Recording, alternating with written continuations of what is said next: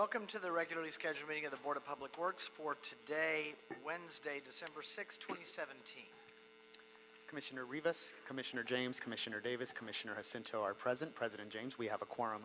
May we start with Bureau introductions, please, starting with Bureau of Street Services. Tim Tyson, Bureau of Street Services. Good morning, Ruben Flamenco, Bureau of Street Lighting. Good morning, John Olinger, Bureau of Contract Administration. Good morning, Anita Fernandez, LA Sanitation. Good morning, Chris Johnson, Bureau of Engineering. Good morning, Ted Jordan, Public Works General Counsel. Fernando Campos, Executive Officer. President James, we do not have any speaker cards under general public comment. We also do not have any commentary under the Neighborhood Council comment section. We did receive a speaker card, 2 speaker cards on item number 9, and we also received some emails on item number 12 that have been distributed to all commissioners. Okay, thank you. We will close general public comment as well as the Neighborhood Council category of commentary. We have some assessment hearings on items 2 through 6 for street lighting in council districts 1, 4, 6, 11, and 13. Mr. Flamenco on those? Ruben Flamenco, Bureau of Street Lighting. Items 2 to 6 pertain to lighting districts, which we are creating in conjunction with private development projects. Ballots for items 2 to 6 were mailed on October 25th, 2017. Ballots for items 2 to 6 must be received by the City Clerk's office by next Tuesday, December 12th. We have not received any objections to date on items 2 to 6. We are requesting for the board to adopt and forward items 2 to 6 forthwith to City Council. No questions on 2 through 6 from outside the horseshoe here. Any questions at all, colleagues? No questions. I'll make a motion that we adopt agenda items 2 through 6, seconded by Commissioner Rivas. Any objection? Without objection, we'll adopt agenda items 2 through 6, and we can send those forthwith. Agenda item number 1, bids this morning for the Mountains Recreation and Conservation Authority Confluence Plaza interface redesign. The estimate is $768,700. Dr. Campos on agenda item number 1.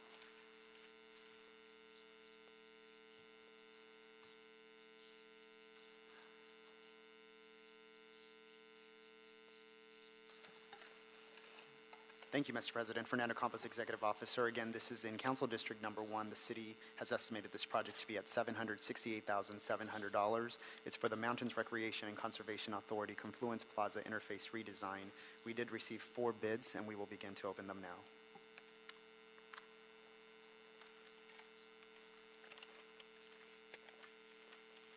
The first bid received for this project is from PALP Incorporated, doing business as Excel Paving Company, for a total bid amount of $1,267,107 even.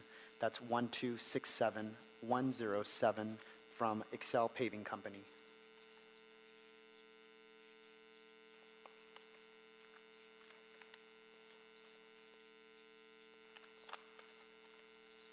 The second bid received is from Axiom Group, that's AXIOM Group, for a total bid amount of $781,372.80. That's $781,372.80 from Axiom Group.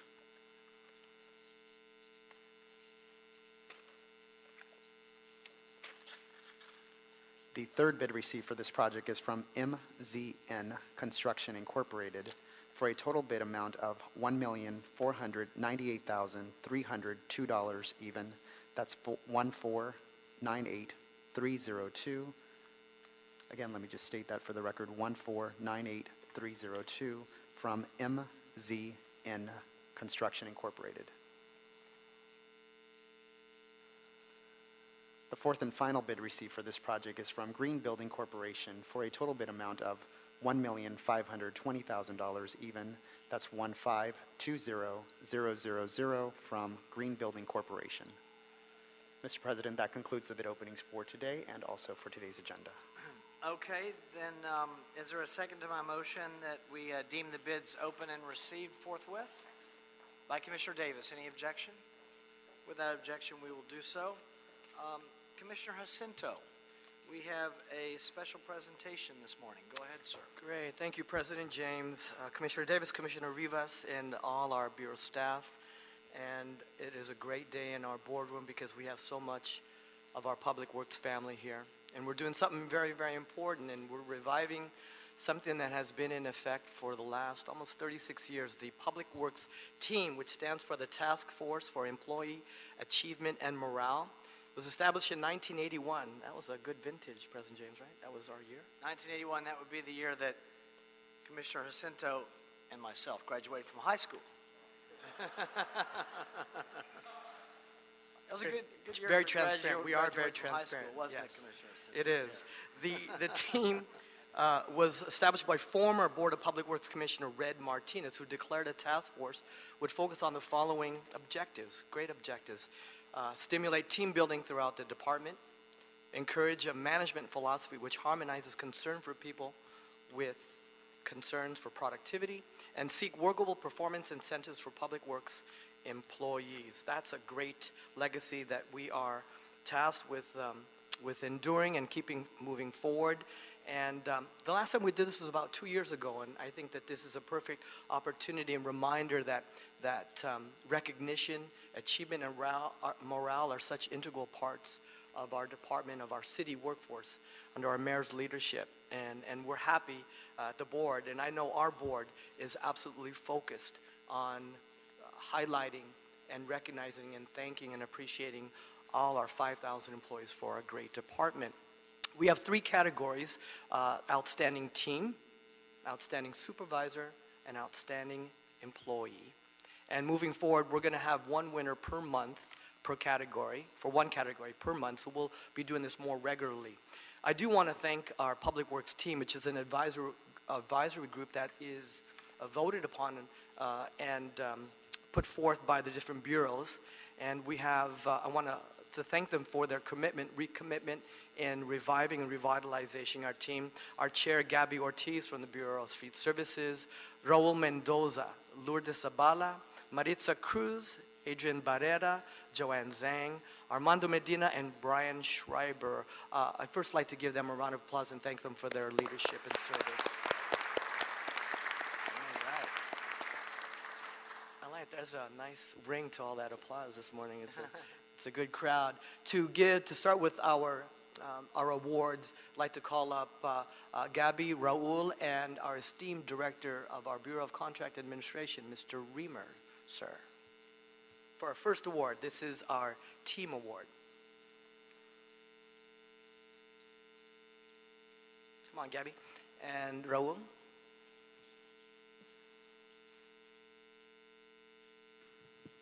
President James, Commissioners, Department family, John Reamer, the Inspector of Public Works, Director of the Bureau of Contract Administration. I am so honored to come before you today and thank you for recognizing our family. And I like that term, and I know Commissioner Jacinto resonates with that, the notion of family. You know, I was thinking about what would I say with respect to the group that will come before you in a few minutes and get recognized. And what came to mind was first, and how important firsts are. I love sports, so be it that first play, that first hit, that first score in a game, in relationships, that first meeting, in organizations, that first person that sets the tone, that breaks the ceiling, if you will. First are memorable, and they last, and they go a long way. We talk about the fact that first impressions are long-lasting. In the Bureau of Contract Administration, our firsts come from our dispatchers. Those are the individuals that they are the ones, in many instances, aside from a meeting, that voice is the first voice you will hear that represents our Bureau. That individual would answer in the phone or responding to an email request for inspection sets the tone for the relationship that we have with the constituency that we serve, the contractors that come and do work on our public right-of-way. And so I am so pleased and honored that we have the opportunity to recognize them because they sit behind a phone. They sit behind a computer. Their faces are never seen. Their names are not known by many, but they are interacting with many, and I do mean many. On average, over 100,000 inspection requests they process. On average, over 10,000 requests for information, totally separate and apart from what we in the Bureau of Contract Administration do. On average, over 1,000 complaints that come into the city that instead of them saying, that's not us, we're going to send you someplace else, they own the responsibility of shepherding that individual through the process to help them get an answer to that which is challenging them or troubling them or they want information about. And they do this in under 3 minutes and 30 seconds. So they have taken it upon themselves to really recognize how important it is, as our mayor speaks to, going back to basics. We're just talking about plain old-fashioned, good old home cooking service. Meeting people where they are and letting them know that we love them and we want the best for them. So again, I am just so pleased and honored to recognize these individuals. They do a phenomenal job, and not just representing our bureau, but representing this department and representing this city. So without me going any further, I'm going to start calling some names. First off, we have Arturo Gomez.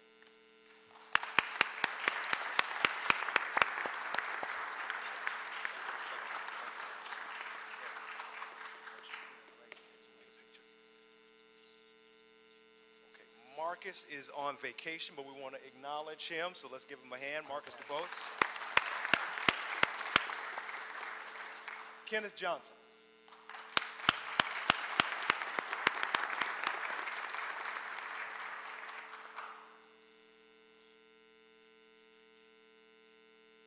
Bruce Ballard.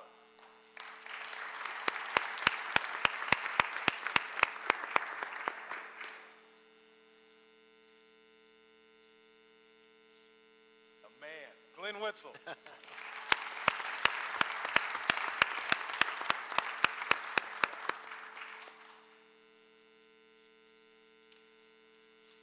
And we could not do this also without our internal support through our systems IT, because a lot of the requests that we receive now is electronic.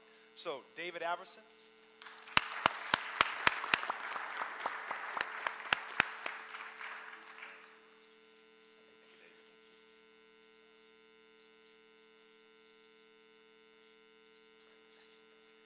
Jennifer Lee.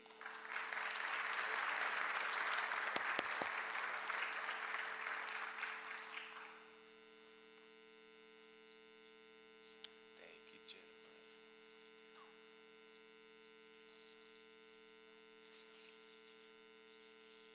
Rolando Alvarado.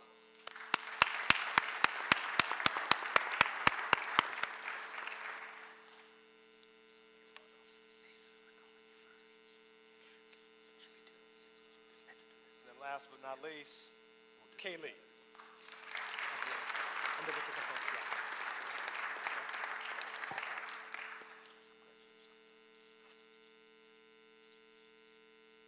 Once again, to the department family, these individuals, they are us. They carry a voice. We like to refer to ourselves as the public witness, the eyes and ears of our bureau, our department, our city. This is the voice. They speak a message, they speak a word, they have a patience and an understanding and a calmness in responding to those who call. And we get a number of calls, different types of challenges and emotions that can go into the call, but they maintain a coolness that represents this bureau, this department, this city in a fine way. So thank you for recognizing them. They are indeed the team for the bureau, but the team for the department in this city. A round of applause. Thank you, John. And to our team, we're going to take a picture after, so we're going to have you go ahead and sit back down, and we're going to call our next one, but thank you. We're going to take a picture with all of us. We don't want to miss the picture action as well. We're going to call our next category our outstanding supervisor, our deputy city engineer, Julie Souter. Julie, good morning. Good morning, Julie Souter with the Bureau of Engineering. Days like this is why I love my job. It truly demonstrates our city and department's commitment to our employees. So a big thank you to the Board of Public Works and our task force for recognizing our employees and all of their achievements, and also resurrecting and championing this program. We have a lot of speakers this morning, so I'm going to keep it short. And at this time, I'd like to present the award to Jane Adrian. I know that we have a couple people from her offices here to speak on behalf of Jane and her nomination and award. So we have Neil Drucker, our program manager, and Bill Lee from our architectural division. Morning, Neil. Good morning. Good morning, Commissioners. I am so honored to be here this morning for this special event. I've had the privilege of knowing and working with Jane Adrian since about 1999 on literally hundreds of recreation and parks and other related projects. Jane leads a design team, and many of them are here. In fact, why don't we do that? All the Bureau of Engineering staff who are here to honor Jane and the other Hey. recipients.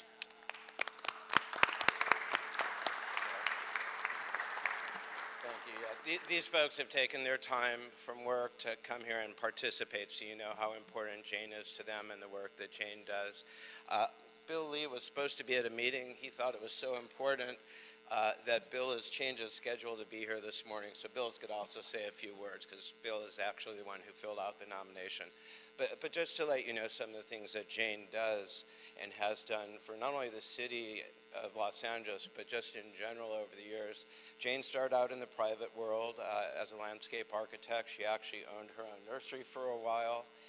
So she's one of our go-to persons as far as any issues we have with trees and plants and things like that. She's designed many of the projects that I've been involved with. I think her favorite is Sunland Recreation Center, and that one is near and dear to her heart because her family is actually a long-time resident of the city, as well as specifically at Sunland Recreation Center, there's a plaque that honors her family and their participation in the early stages of that recreation center. So I know that was important for her. Oakwood Recreation Center, North Hollywood Multipurpose Center, which is a intergenerational center for seniors and youth. Mid-Valley Multipurpose Center, also a similar type of project Jane was integrally involved with, and I got the privilege, or had the privilege, of working with her on all those projects. She's also a member of the Mayor's Task Force on Biodiversity, and well before biodiversity and bioremediation and sustainability and all those green terms that we use as an everyday language now were in vogue, Jane was involved in promoting, and in fact earlier we were talking and she said people thought she was crazy, and what do you mean bioremediation? What's that? And who? It's not going to work. Well, we use it all the time and it's the standard of care right now. So it did work and it does work. So Jane was definitely ahead of her time on that. And Bill, if you'd like to say a few words and then we'll bring up Jane. Thank you, Mr. Drucker. Bill Lee, Senior Architect. I've been the supervisor, direct supervisor of Jane for over 10 years. Anyway, she makes my job very easy. And one of the hallmark of Jane is that she is a great leader. What she does is, we have a small group of landscape architects. She really rallies the troop. I mean, she is like a great head coach, football coach, and she's able to get everybody going in the same direction.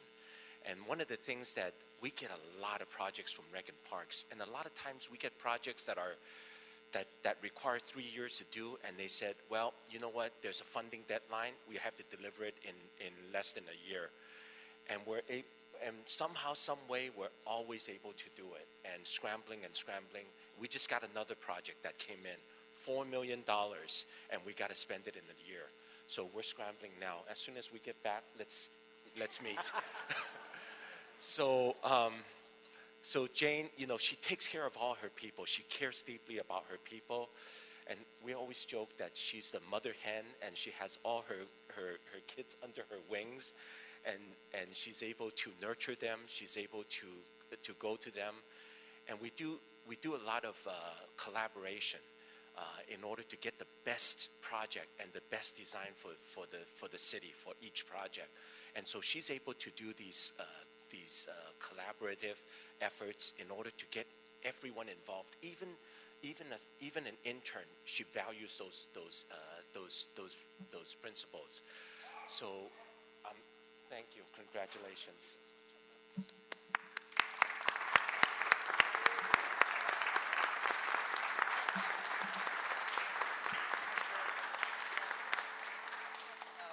Shucks. Well, all I can say is I've had a great run here at the city, and it's very easy to be a good supervisor if you have a good team. And I have a great team. Not only the landscape architects, but all the architects, the engineers, everyone works together. We all coordinate and collaborate, and it's been very fun. Thank you very much. Thank you. Congratulations.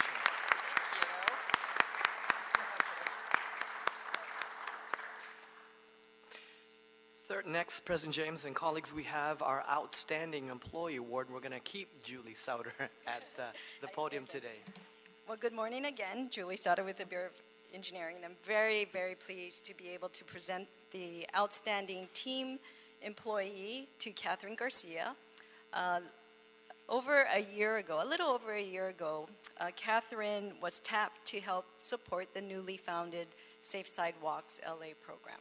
As many of you know, it's a new program, but it's new. It's a $1.4 billion program over the course of 30 years. So it was a very daunting task to be tapped, step in, and really create a program of financial reporting from scratch. Well, Catherine stepped up to the challenge, and not only did she do that, but she did that while maintaining her current position. So, in effect, Catherine was working 2 jobs for the last 2 years, and she did it outstanding. A lot of the work that she did is really laying the groundwork for the next 30 years for this program. It's a multifaceted, and with all of her 28 years of experience, it really showed through with the development of this program, working with multiple bureaus, multiple funding sources, really putting that together. So it was very instrumental in getting to where we are now and putting our program on a solid footing. And also, you're going to be hearing, while she was doing that on her spare time, she was also managing our Metro Transit group as well. We have Larry Hsu here to speak about her efforts there with the Metro Transit group. Mr. Hsu, I saw you in the audience. I looked at the agenda. Do we have another street closure I missed today? For we once, don't. it's You're not here the for street another closure. reason. It's my distinct honor to speak on behalf of Catherine Garcia. My name is Larry Hsu. I'm the division manager of the Metro Transit Division. We have a group of now 20-something people that reviews the work associated with the Metro projects within the public right-of-way. Each year we review about 2,500 submittals. So it's a daunting task. And I'm about to describe to you what Catherine's involvement in that is. When I joined the program in 2012, my task was to grow the group from 9 people to about 25 people. And one of my first hires was Catherine Garcia. And she has been just my partner and helping us establish all the procedures and you can imagine the amount of administrative overhead that takes. Space, equipment. She also managed the reimbursement process, budgeting for working with Metro. It's a lot of work.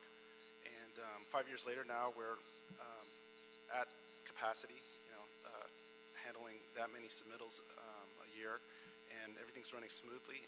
I can say that thanks to our efforts, our engineers' time are spent on the technical issues. They're not spent struggling with administrative or financial things, so that we use our time efficiently, to the benefit of the public. Catherine is extremely hardworking, smart, and has worn many hats in the Bureau in the past. And when we hired her, she's able to switch her hats, from all her past jobs to apply to whatever the current task is at hand. So thank you, Catherine. And I just want to say you absolutely deserve this recognition. Now the sad part, I just lost her to promotion to That happens here. People have been, it's bad. First, when you're reporting to 2 supervisors, and then when people are coming up to you after she's promoted and saying, Larry, what are you going to do? Are you okay? I get those kind of reactions. But with that, I'd like to hand it off to Eddie Ohanian. Thank you. Good morning, Eddie Ohanian, Bureau of Engineering, Project Award and Control Division. It's an honor for me to be here. Of course, I appreciate your time giving me the opportunity to speak. to speak in behalf of Catherine Garcia. She is a wonderful, wonderful person and a friend. She promoted recently in October to Assistant Division Manager with Project Award and Control Division. In such short time, she has already earned and respected and gained respect of the division and also all her subordinates with her leadership and her style. She is a wonderful employee that every bureau, every department, every division wants to have on their team.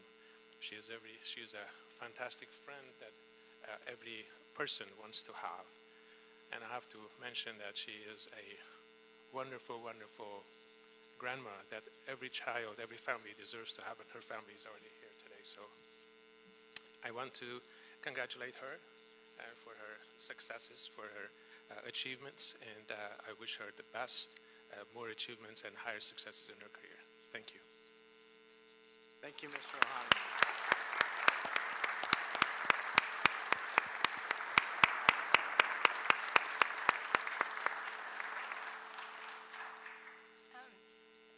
Thank you very much for those kind words. I'm just so grateful for the opportunities that the Bureau of Engineering has given me. I feel it's just like a blessing, and the supervisors that I've worked for, they've really allowed me to grow and to learn different things, and I see what they do every day, and it's just so easy to want to give your all to help support not only what their mission is and their goals, but also the bureaus and the city. So I just really appreciate every day that I come to work. And if I could give back a little bit what the city has given me, then, you know, I could go home and be happy with what I did. So thank you very much. Thank you. Congratulations.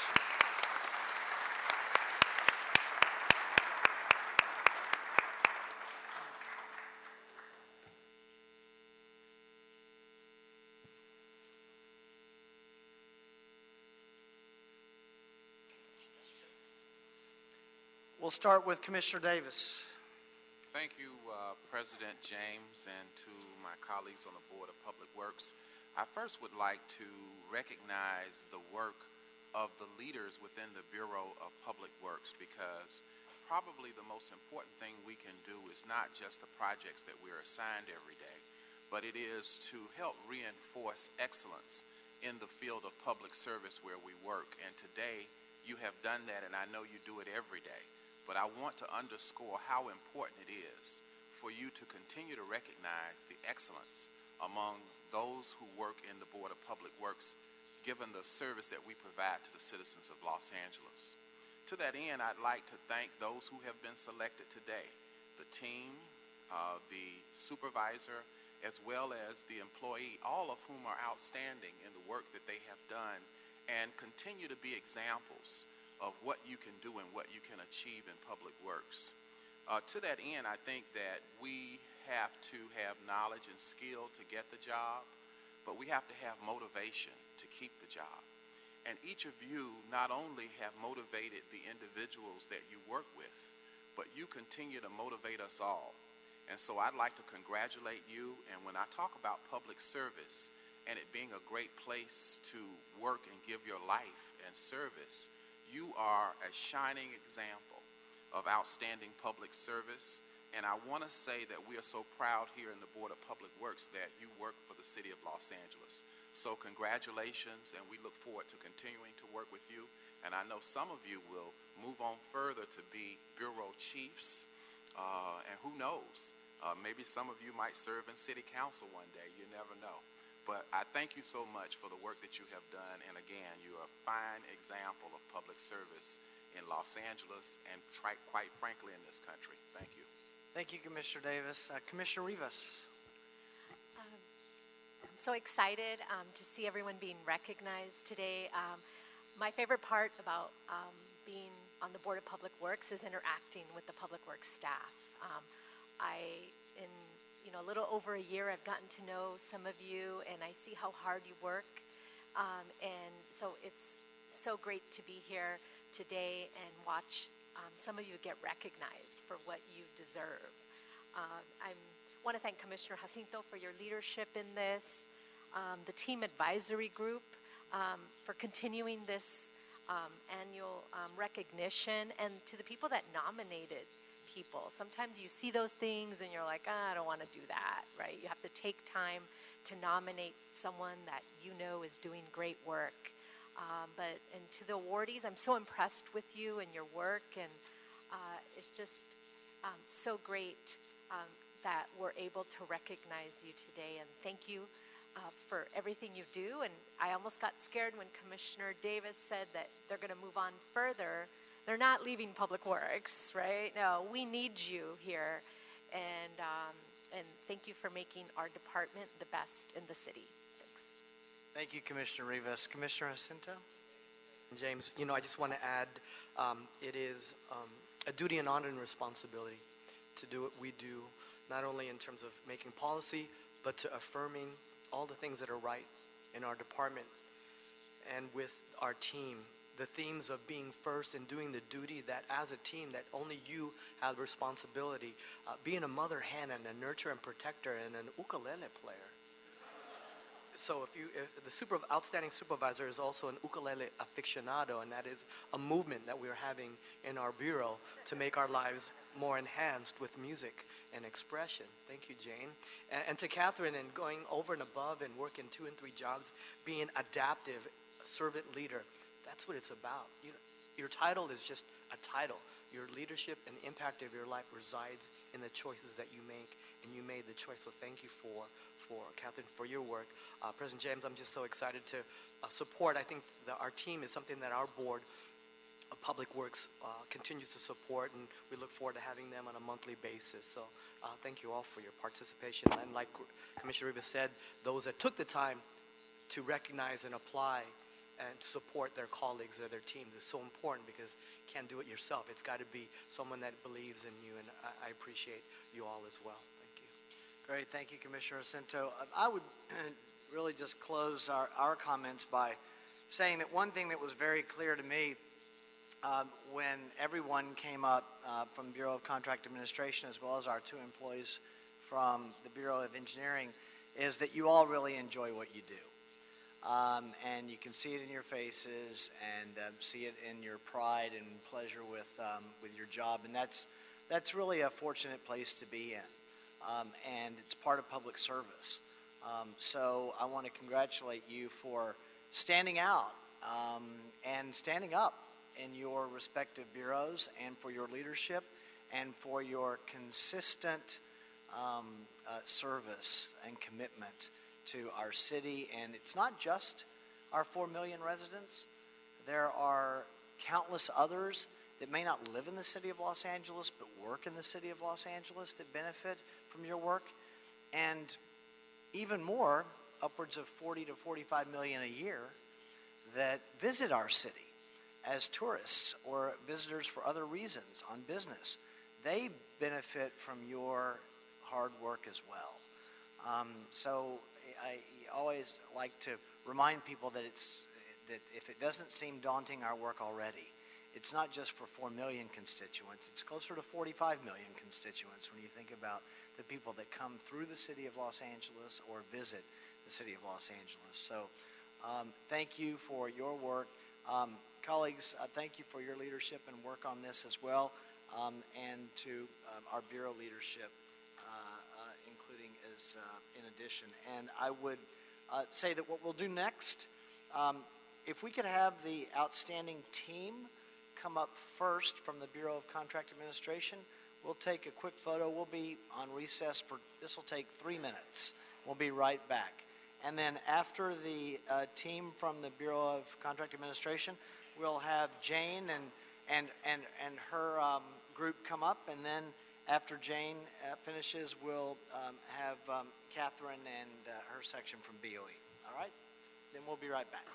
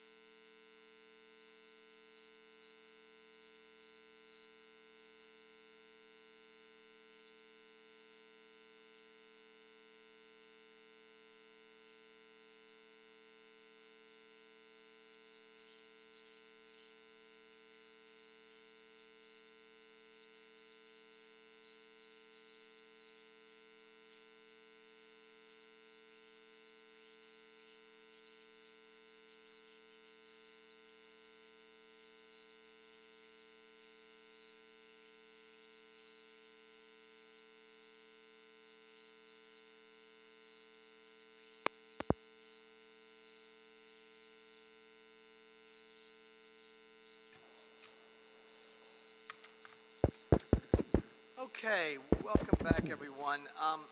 Let's go to agenda item number 9. Council District 4, tree removal permit extension request, 1659 North Marley Drive, recommending that the board find the project is categorically exempt under Article 3, Section 1, Class 3, Category 1 of the city's Environmental Quality Act guidelines, and there is no substantial evidence the proposed project will have a significant effect on the environment and is in compliance with the California Environmental Quality Act. Number 2, find that none of the exceptions to the use of a categorical exemption as set forth in Section 15300.2 of the state CEQA guidelines apply.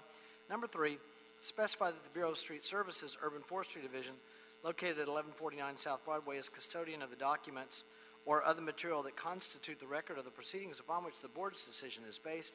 And number 4, approve the request for extension of a previously approved and issued fee tree removal permit for 1 Coast live oak tree and 10 Southern California walnut trees for new home construction. So, Mr. Tyson, we'll start with you. This was a permit that was issued. It was valid for a certain period of time, and you're going to let me know how much time that was, at which point the applicant did not act on the permit some time ago, but it was this board during this administration, because I remember doing this, for some of perhaps these very reasons. If they don't act on the permit, we require them to come back after a certain period of time because the permit does expire. How much time is that, 4 months? It was validated on November 14th, 2016, and expired on May 14th, 2017. So we give like them 6 months. Okay, I thought Correct. it was 4 months. So we give them 6 months. And they didn't even reapply then for some time even after that. That is correct. Okay, so here we are now. It's an extension. We're going to hear from Mr. Hall, so there may be some issues that weren't raised the first time that have the opportunity to be raised the second time. Why don't you set the stage for us on summarizing what they're asking for the extension for. If you know the reason for their inability to exercise the permit in the time window that it was open, you can let us know, and then we'll go to our speakers. President James, Commissioners, Bureau Representatives, City Attorney, and Executive Officer, Mr. Robert Morley is actually in the audience today, and we can ask him personally for the board meeting. Well, I don't have a card from him, so go ahead. I'm sorry. About why he may or may not have used this permit. It wasn't explained to me. The applicant posted a cash bond of $10,110 for the tree replacements and the survival. The applicant contacted the Bureau of Street Services regarding the project at 1659 North Marley Drive. Mr. Morley is constructing a 3-story single-family residence with a guest home and an approximate building footprint of 3,600 square feet on an irregularly shaped parcel measuring 21,351 square feet. The proposed development is a vacant lot with an east-facing slope with moderate to steep topography located in the Hollywood Hills in the city of Los Angeles. The request for a protected tree removal permit was heard and approved by this board on October 7th, 2016. The permit fee was paid, tree bond was posted, and a permit was issued by the Bureau on November 4th, 2016. However, the applicant was required to secure other permits related to home construction and encountered project delays, causing his previously issued permit to expire prior to scheduling the tree removals. Therefore, request approval of the permit to be extended for a period of up to 6 months.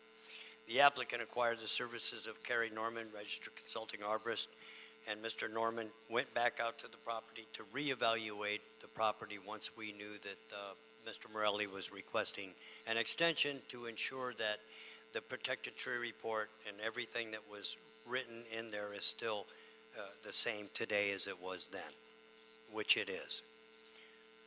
Subsequent to the initial tree report, Mr. Norman produced a letter, and that's the letter we're talking about,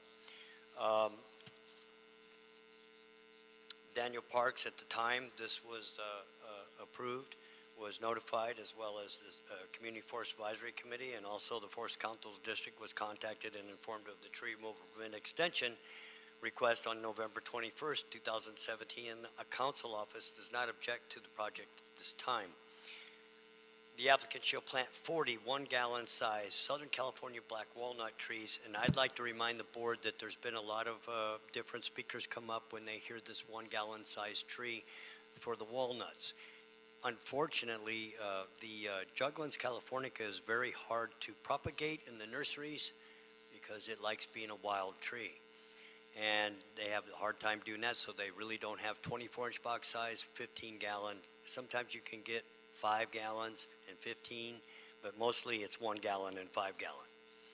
And if you want to replace the walnut orchard or walnut, not orchard, but walnut woodland that is being removed, then these are the size trees that are able to be acquired to do that. Continuing on. The survival of the tree replacements shall be guaranteed for a period of 3 years by bond. The applicant, as said prior, posted a $10,100 bond for the survival of the trees for 3 years. With that, we do not extend permits any longer. We always come back to the board and have to go through this type of hearing again, which means that the hearing could come out with a different result. Well, I think to be clear, when this policy was put in place, my recollection, the permit's open for the window of time, 6 months. At the end of that permit, at the end of that 6 months, it is a new hearing again. It's not merely just a formality of a rubber stamp extension. That's what had happened in prior years that we wanted to do away with for several reasons. But here on this project, here we are again. So it is when the permit wasn't exercised when it could have been, we're back here on a new hearing. So we'll at least make the record clear on that point. Yes, it's a new hearing. So anything else to add? Okay, any questions for Mr. Tyson? Okay, we have a card from Mr. Hall, and we have a card from Ellen Evans. If you two are associated with each other, then you can decide which you want to speak first and which one you want to speak second.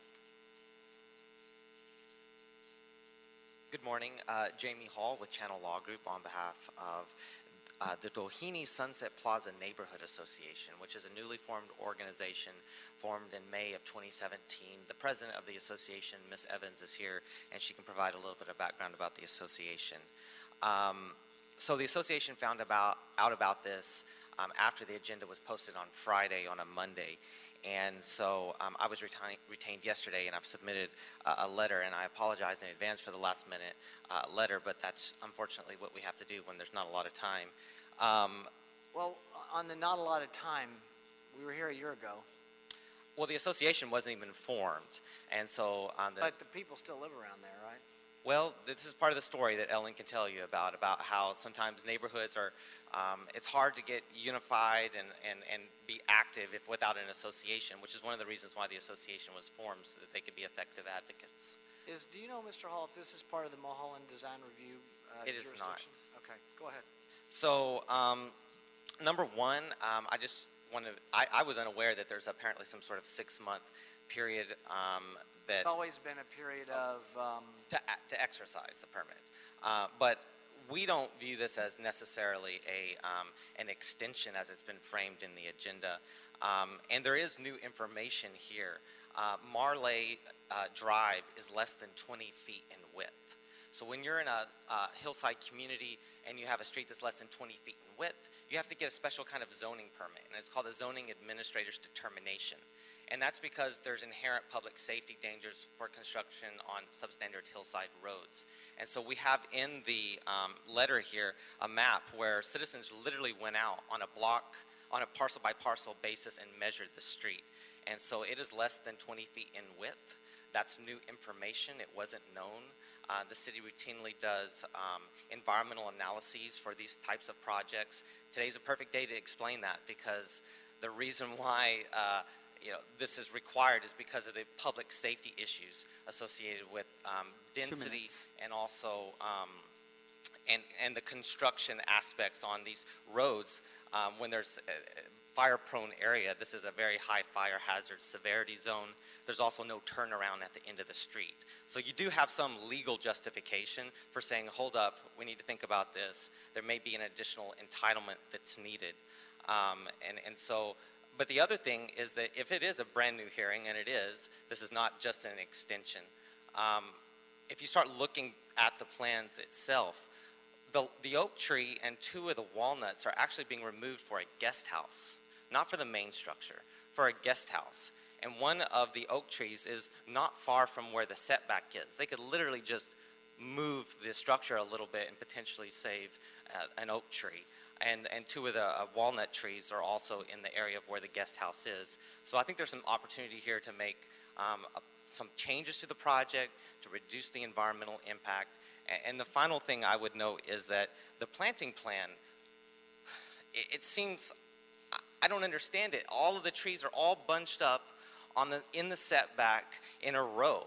And there's areas to plant, apparently, I can see on the other parts of the parcel, so I don't really understand the planting plan that's being proposed, and it doesn't seem to be adequate. But I'm here to answer any questions. Ellen's here as well. What we'd really like is to have a continuance on this matter so that we can reach out to the developer and see if perhaps some modifications could be made to save some more trees. Thank you, sir. We have a speaker, Ellen Evans. Good afternoon, or good morning still, President and Commissioners.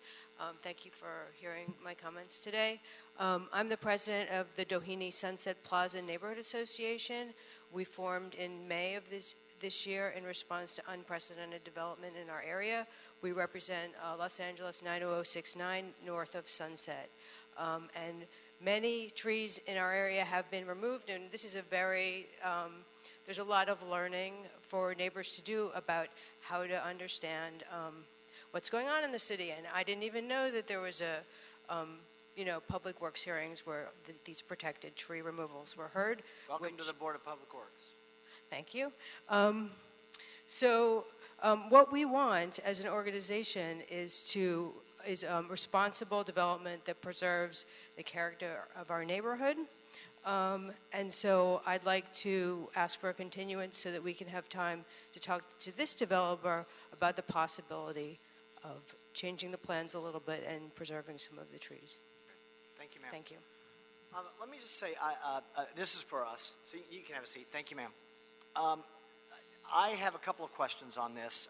I am inclined to want to grant the requested continuance for a couple of reasons. Number one, I'm going to want our city attorney's office to let us know about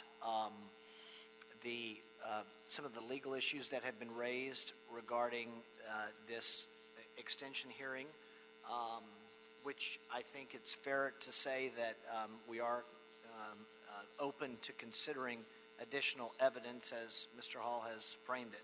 Secondly, and perhaps most importantly, I think that I'm concerned about the environmental challenge that has been raised on the record, so I'll want our environmental unit in the city attorney's office that we work so well with to give us some advice on that. Secondly, we have had success in the past when we have continued items, whether it's an above-ground facility, which we have one of those on our agenda today, or whether it is a tree removal item, when we have the community and the community representatives work with the applicants and the developers to come to some common agreement. We've had success in this board in doing so, and so I am always reticent to deny a requested attempt to do so by one of the parties. So for that reason, I would recommend that we put this item over. My thought, at least for now, Mr. Hall, on your end would be 4 weeks, because I would normally say 2 weeks. And I know that I think Mr. Tyson said Mr. Morelli is in the room, just for instruction on the applicant side. I would normally say 2 weeks, but for the parties to get together, but because we've got the holidays and I've got a legal issue that I want advice from our city attorney's office on, and I know they have a lot of other matters that they're working on, I'm going to recommend 4 weeks. Mr. Campos, does that put us, I'm trying to think of, is that January the 3rd? That would be Wednesday, January 3rd, the first date that your commission would be back in session. Okay, let me just ask both sides, because I know some people are still traveling and holidays and such. We will be here, I think. Okay, let's see, is that date okay on your end, Mr. Hall? Okay, Mr. Morelli, any interest? So you would rather earlier than later? Okay. Then we're gonna put it on January the 3rd then, because that's the first date back. That's a Wednesday, January 3rd, correct, Mr. Campos? That is correct, yes. Okay. So the hearing on agenda item number 9 will be on Wednesday, January the 3rd, which is our first day back. Mr. Jordan. Yeah. If the staff is going to have some time to take a look at this, you might consider requesting the Urban Forestry to consult with the Planning Department or the Bureau of Engineering on this 20-foot roadway requirement, and looking at the map that was attached in Mr. Hall's letter.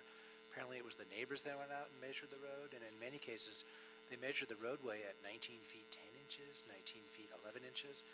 It's not at all clear to me whether a zoning administrator determination would be needed to meet the 20-foot continuous paved roadway requirement when the neighbors are measuring the road at 19 feet 11 inches. Fair enough.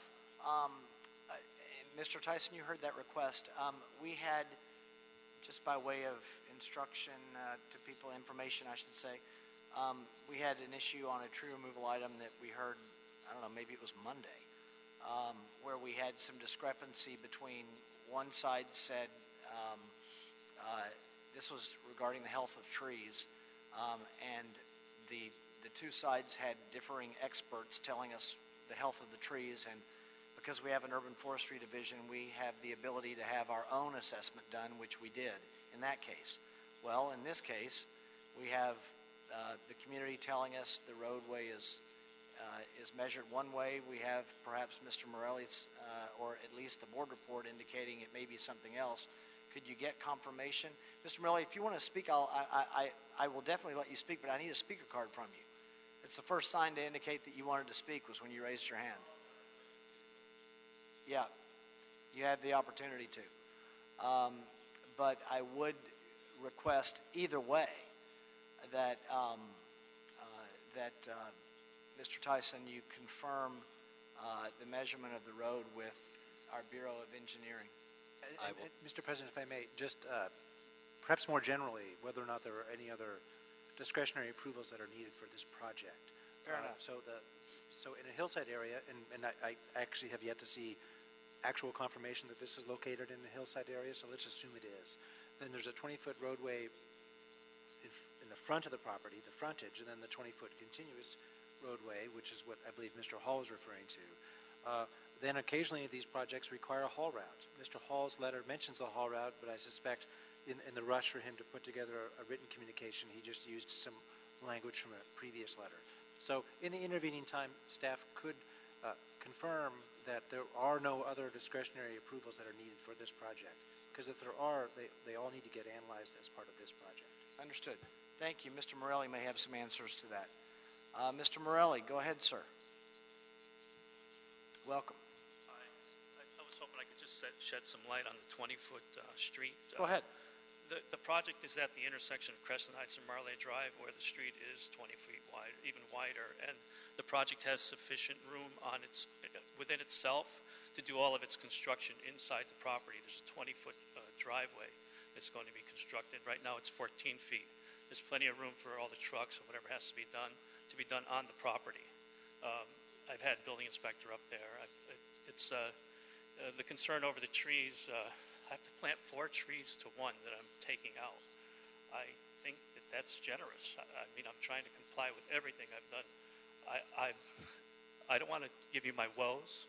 I just plead with you to please. What grant. happened, I might ask you since you're here, what happened that the permit was granted? You had the 6-week window to remove the trees. What happened? My mistake. I had to get the tree permit in order to get the building permit. Got the tree permit in November. I got the building permit in February of the following year. It's a large project, has to be planned, and I just overlooked it. Finally, when I was ready to start, I went to Urban Forestry to ask a question, and they said, "You didn't cut these trees yet?" I said, "No." "Well, what's the point of cutting these trees before I start the project?" I didn't see the urgency, but my mistake for not looking at the expiration, date. I apologize. What can I say? But I'm pleading with you to please grant this. It's a financial hardship. It's keeping me up on a daily basis. And if this agency, this homeowner, these people want to talk to me, I'm more than happy. I'm not trying to do anything that's illegal. I've gone through all the steps. It's taken me years to get to this point. You have no idea. We have some idea, sir.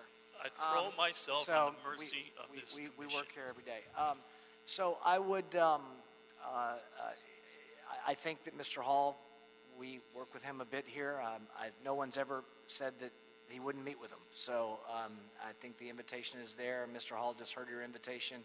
You all can exchange information, but we would like to have the hearing on January 3rd, which is as soon as we're going to be able to do it. What can I say? We just so you know, by way of information, we go dark for the holidays on the 18th. No, I understand that the holidays are here. That's why I was trying to get this done, because time is of the essence. You had 6 I have months to do. start the You had project. 6 months to do the tree report, or to do the tree removal. I've already apologized for Yeah, that. I know. I know it was my fault, but I explained the reasons. I'm hoping that you can understand that. Understood. Thank you. All right, thank you, sir. So the item will be heard on January 3rd, 2018. It's hard to say 2018 already. All right, so let's go to agenda item number 7. So we don't have, that's the only one we had speaker cards on, correct, Mr. Cabos? That's correct. Okay. Let's go back to agenda item number 7. Request for a equipment sole source, Los Angeles Glendale Water Reclamation Plant, Council District 4, lower air cleanup system, recommending that the board authorize the city engineer to sole source a selection of Afris Industries Incorporated, supplier of Matala BTF media, for an amount not to exceed $215,000. And secondly, authorize the city engineer to include a bid item in the schedule of work and prices for the sole sourced item to be installed by the general contractor awarded the construction project. Mr. Zahedi. Good morning, Sean Zahedi, Bureau of Engineering. We are recommending authorization to sole source the selection of Afris Industries Metella filter media for a biotrickling filter that we are installing at the Los Angeles Glendale Water Reclamation Plant. Currently, the plant draws foul air from the headworks facility and their primary tanks, and uses that air for the secondary treatment system, which is an aerobic system. However, because of the contaminants in the foul air, the compressors that are used to blow air into the secondary system see damage. There is corrosion, and there is other damage to the blowers due to the existence of hydrogen sulfide in the airstream. So this project is going to install a biotrickling filter air treatment system, which essentially rids the foul air from its contaminants. It removes the hydrogen sulfide. This is a biological process. The filter media is stacked in a vessel, and the air is passed through this vessel, and the biological action that takes place removes the hydrogen sulfide from the airstream. We are recommending the sole source procurement of Metella product for the following reasons. It's a safe polyethylene material that is easy to handle, low maintenance, and has a proven and successful performance record with the Bureau of Sanitation. Secondly, Bureaus of Engineering and Sanitation have conducted extensive testing of this media material in pilot studies and other projects under normal field conditions, and the materials proved to be more effective than other media tested in promoting the growth of microorganisms that remove the sulfides from the airstream. Thirdly, the city has been operating air treatment facilities in the collection systems using the same media material, and it has proved successful and low maintenance. And lastly, sanitation has expressed the need to have standardized media across the city for all the air treatment facilities. This will allow them to standardize the operation and maintenance of their facilities and provide familiarity with the equipment to their personnel, therefore reducing costs and providing uniform spare parts. So for these reasons, and based on the extensive research and long-term operation data, it is the engineer's opinion that the Metella media from Afras Industry is the proper material to be used for this application, and therefore we are requesting the sole source selection of this media material. Thank you, Mr. Zetti. Do you happen to know if they have a patent on this, or if a patent's expired? I believe they do, but I'm not 100% sure, so I can find out and get back to you. Well, if Mr. Jordan's okay with it, I'm not gonna. I think it would be helpful for us to know for the next time around. Mr. Jordan, are you okay with even if a patent's expired? We can look at that. Obviously, if a patent is expired, that does open up others to practice that invention. However, it may not be as simple as that, because there could be a number of patents that, all of which are invoked in the construction or use of this material. So it is often a fairly complicated question. But if every patent that covers I this only material, ask complicated questions. But if every patent that covers the use or manufacture or sale of the material has expired, then others can enter into the marketplace. But they may not have entered into the marketplace. So I do concur with the staff's recommendation on this. But even if we take the patent question out, you're okay with it? Yes, because what my understanding is it's not available anywhere else. Got it. Commissioner Ascento. Thank you, President James, for asking that question. It was the same question I was going to ask in terms of the city attorney's view on that too. Sean, can I ask you a question about the product life? Are we saving money by the bio-trickling this filter? Are we, the medium, are we over the course of performance? What's the financial impact? Yes, the alternative to bio-trickling filters is chemical air treatment systems, which is what we are using currently at some locations at the treatment plants. So there's the cost of chemicals that need to be replenished regularly. That is saved. Also, the chemicals need to be diluted, so there's fresh water that is used that is no longer needed with the biological system. So there are savings to be incurred by switching to the biological system. Excellent. And the life of the filter, 10, 15 years around that time. So the system is pretty low maintenance.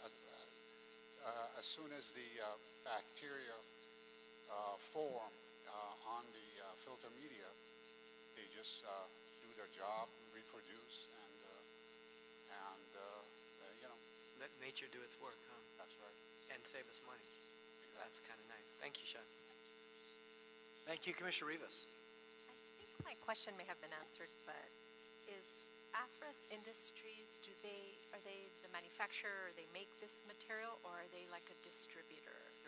AFRIS is the local distributor of this material.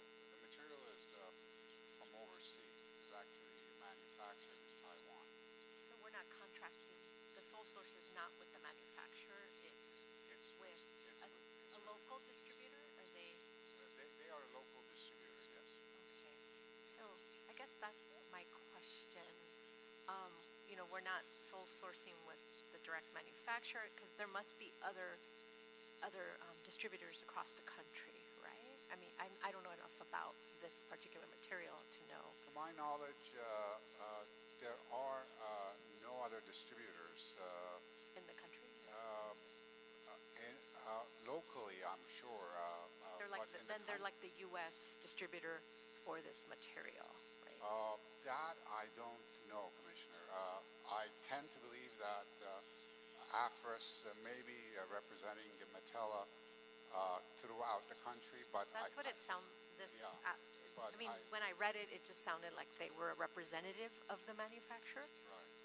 And that's. But since we have been dealing with them locally, so there's no way for us. A lot of manufacturers have, especially overseas, right? They have local representatives or U.S. representatives. Yeah.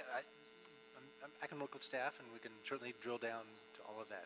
It's not uncommon for a manufacturer to put in place a distribution network, and each distributor is limited to an area where they can sell in that area and in no other area.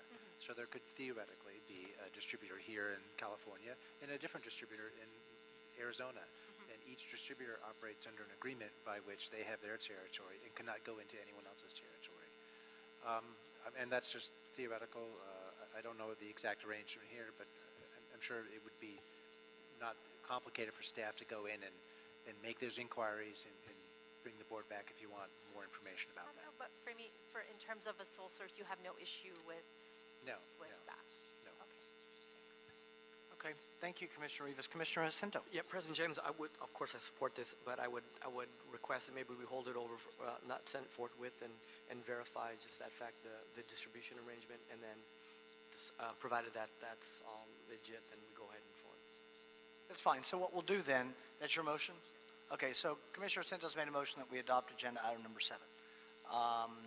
We'll vote on number 7, but if it approves, as I anticipate it will, we will not send it forthwith, so it doesn't become effective until the end of the next meeting on Friday. So that gives us time to just confirm if anything comes up that's questionable regarding the distribution issue that's been raised, then you can bring it up on a motion for reconsideration on Friday through Commissioner Jacinto. Okay, great, thank you. So the motion's by Commissioner Jacinto. I'll second it along with Commissioner Davis. Any objection? Without objection, we'll adopt agenda item number 7. Thank you, sir. Thank you.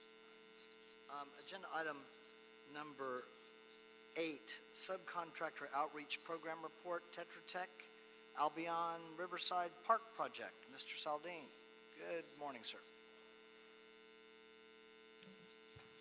Did I say it right, Saldin? Yes, John Saldin, Commissioner. That is correctly. That's how you pronounce it. And good morning, John Saldin with the Bureau of Engineering and the Proposition O program. Today I have a brief report to you, Commissioners, on the subcontractor outreach completed by Tetra Tech to provide design support services for the Albion Riverside Park project under task work orders 14 and 8, which were issued by your board off of the pre-qualified on-call consultant list. TAS 14 was issued in August of 2014, and it expired in July 12th of this year, and the amount of the budget authority under TAS 14 was $1.113069 million. TAS number 8 followed. It was issued in August, on August 9th of this year, and it is ongoing. And the budget authority under TAS 8 is $54,009. construction of the Albion Riverside Park project, as we have reported to you over the few years, it did begin in April of this year, and we are currently about 26% complete construction. During the 3 years that Tetra Tech provided design support services, the Bureau issued notice to proceeds for those design services totaling in the amount of $1.059059 million. It's $1,059,000 approximately. Under TOS 14, the city established anticipated participation levels of 12%, 2%, and 0% MBE, WBE, OBE participation respectively for the project.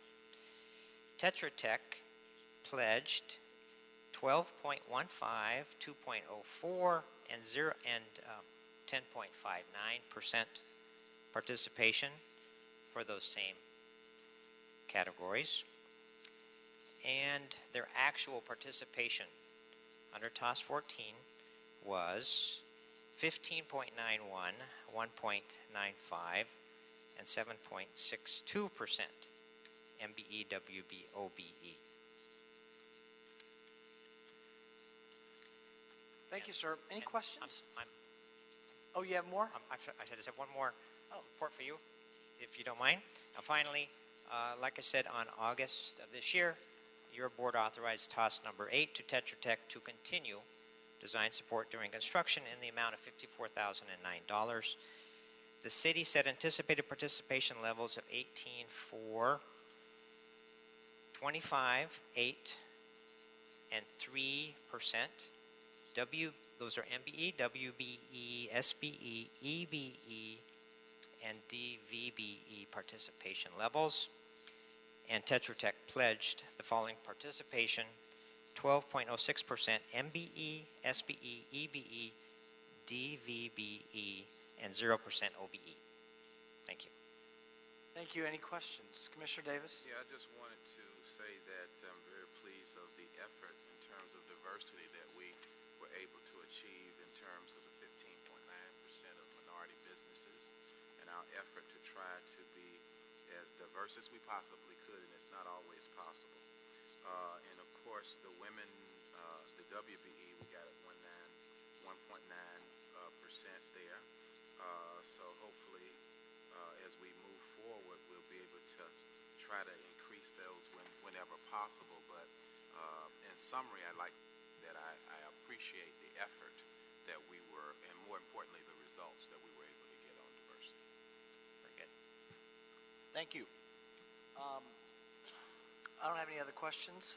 Is there a second to my motion that we adopt agenda item number 8 forthwith by Commissioner Davis? Any objection?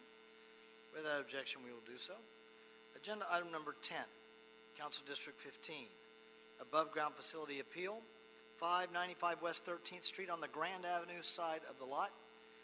Recommending that the board deny Iris Enrique Avila's appeal of the Bureau of Engineering's determination to locate the above ground facility adjacent to 595 West 13th Street on the Grand Avenue side of the lot. Mr. Ledoux, you are here on number 10. Do we have any speaker cards on number 10, Dr. Campos? No, we do not. Okay, Mr. Ledoux, go ahead, sir. Good morning, Commissioners. My name is Jeff Ledoux. I work for Bureau of Engineering Central District. I want to provide an overhead view of this block and where the various items are that we're going to be discussing today.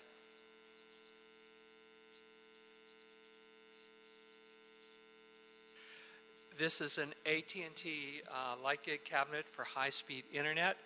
It is on Grand Avenue on the lot that is address is 595 West 13th Street.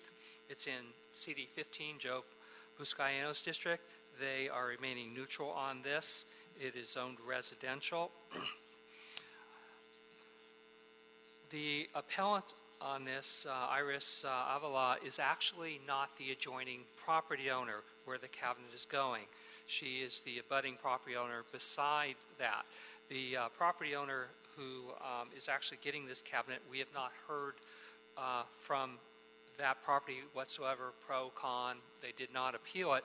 So it's a little surprised we don't often get budding property owners appealing this. As you can see from the overhead photo shot, you can see the location of the proposed cabinet. It's by where that red car is, and you can see the house, which is the abutting one, which is behind that house. That's the property of the appellant themselves. The pole that AT&T is going to run the fiber optics lines to, as you can see, are on the same side of the street at the opposite end of the block. We did do a site visit out there with AT&T. The only really viable alternative location, as you can see I have marked there, is on the opposite side of the street, just across the street and up a little ways from the proposed location.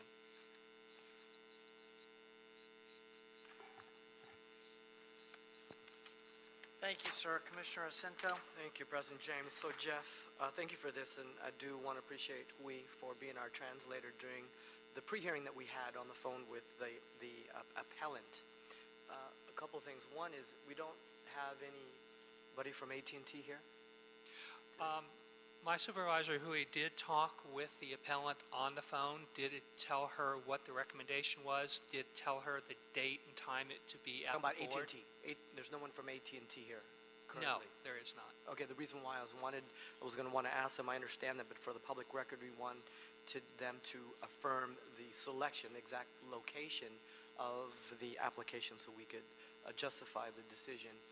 But we understand that in the hearing that it was mentioned that that is the optimal location to service that area, correct, Jeff? Correct. Okay, and that we had the appeal on the phone, the pre-hearing, and we had provided translator services. Thank you for doing that. Yeah, I think that was, in terms of opposition or appeals to the above-ground facilities, it's always a tougher process when it goes into residential because it impacts neighborhoods. Yes. And in order to provide the service to the area in a residential setting, it has to be placed somewhere, and that's what we vet in our hearings, and so the recommendation still stands. Yeah, basically, the appellant had very similar concerns that we hear all the time, and that is it would attract graffiti.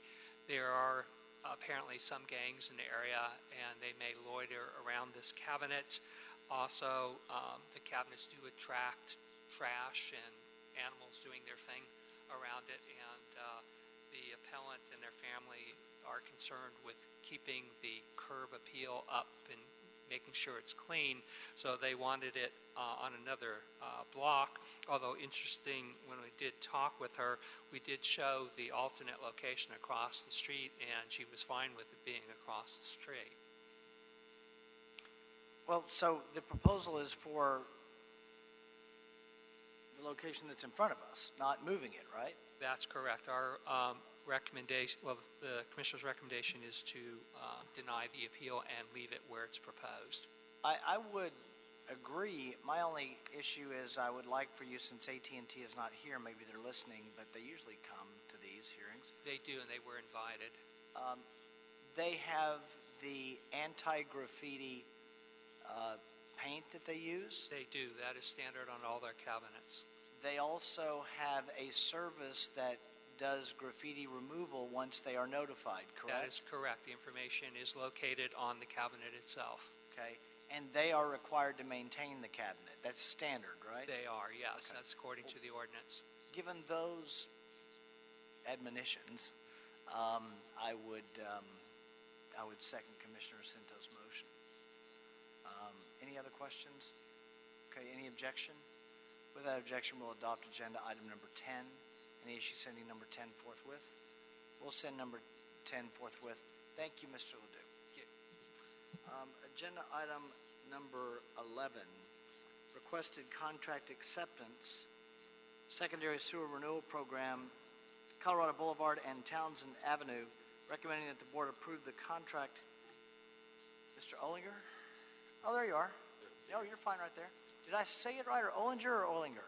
Ollinger. Ah, I was right the first time. I shouldn't have asked. All right, go ahead. John Ollinger, Bureau of Contract Administration. I'm here to ask for your acceptance on the Secondary Sewer Renewal Program, SSRP, P20 Colorado Boulevard and Townsend Avenue, work order SZC12535, contract number C126181. This contract was executed by your board on August 17, 2015, in the amount of $1,647,798. The construction was completed under Ramona Inc. on January 30th, 2017. This project consisted of removing and replacing and or rehabilitating approximately 2.59 miles of 6, 8, 10, 12, and 15-inch sewer lines to upgrade the structural capability of the sewer lines and to correct various deficiencies in the sewer collection system. Were there any questions? I don't have any questions. Any questions? I'll make a motion that we adopt agenda item number 11, seconded by Commissioner Jacinto. Any objection? Without objection, we'll adopt agenda item number 11. Any issue sending 11 forthwith? We will send 11 forthwith. Thank you, sir. Is there a second to my motion that we approve the meeting minutes from the meeting of Monday, November 13th, 2017 by Commissioner Davis? Any objection? Without objection, those meeting minutes will be approved. Agenda item number 12, Council District number 2, tree removal 3961 North Oeste. This is my best attempt at that. Avenue. Recommending that the board certify the board has reviewed and considered the information in the mitigated negative declaration for the project at 3961 North Oeste Avenue and find the information contained therein appropriately addresses the requested tree removals. Secondly, find that the project will not have a significant environmental effect under the above described MND as the imposition of mitigation measures described in the MND and incorporated herein as project conditions, and that there is no substantial evidence the proposed project will have a significant effect on the environment pursuant to the city's environmental guidelines and is in compliance with CEQA. Third, find the project's conflict with any local policies or ordinances protecting biological resources, such as tree preservation policies or ordinances, is less than significant with the incorporation of mitigation measures 4-60, 4-70, and 4-80 as contained in the MND. Number 4, adopt the MND. Number 5, specify that the Bureau of Street Services, Urban Forestry Division, located at 1149 South Broadway, is custodian of the documents and other material that constitute the record of proceedings upon which the board's decision is based. And number 6, approve the request for a fee tree removal permit for 3 coast live oak trees and 4 Southern California black walnut trees. Tree replacements are required. This was continued a couple of times before. Mr. Tyson, is that because this is the one that we couldn't get the maps up? That is correct, That's President why I James. remember this. Yes. Okay. And we have the maps up, right? Yes. Just about the time that we get the maps up and we have that objection from the community expunged, we do have a legitimate request that was communicated to me both verbally and in emails that due to the fire issues this morning, they couldn't be here, which I understand. I had my own fire issues this morning in getting here. So I really hate to continue this again, but I also don't. I want to hear from you, and let's have a discussion that we can have Mr. Campos communicate back that they can listen to the discussion. But knowing that we've had people that want to be heard on this, and we haven't had a hearing because we've had our own, which I apologize for, our own internal issues getting the documents appropriately logged. I just don't think it's fair to make a decision when we know there are these fire issues that affect this community, and they're unable to be able to get here today. So that said, go ahead and let us know what's going on here. This one, by the way, we have a mitigated negative declaration on. It's not a categorical exemption, correct? That is correct, President James, and it already has been through the Mulholland DRB. Right, go ahead. The Mulholland DRB said what? The Mulholland Design and Review Board they had some special conditions that they put on here, but don't let me interrupt you. You go ahead and do your presentation, and then you'll just be sure and get to that. Okay.